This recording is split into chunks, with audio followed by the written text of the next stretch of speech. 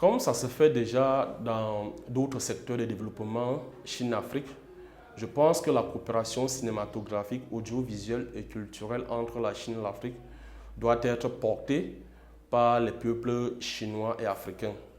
Les deux ont des histoires millénaires en commun, mais on les connaît mal ou moins l'un chez l'autre. Je pense qu'on peut créer un pont d'image entre la Chine et l'Afrique et dépasser le cadre d'une simple diplomatie culturelle.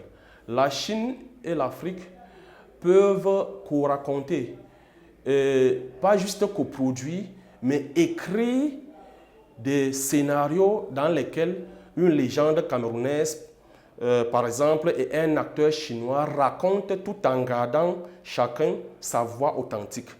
La Chine maîtrise l'animation 3D, les effets spéciaux, les plateformes de streaming massif, et l'Afrique maîtrise aussi le conte oral, fabrique aussi des stars avec zéro budget comme on le voit dans Hollywood. Donc je crois que les deux peuvent faire des échanges techniques et cela nous amènera à éviter la dépendance dans ce domaine. L'Afrique et la Chine organisent déjà des festivals, mais ce qui est déjà une très bonne chose. Mais je crois qu'un film chinois doublé en boulou ou en wolof et diffusé sur des médias africains ou bien des médias en Afrique peut encore mieux toucher le public.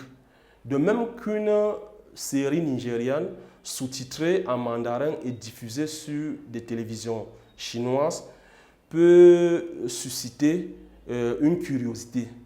Donc, Neza a sans doute marché en Chine parce que c'est le mythe chinois.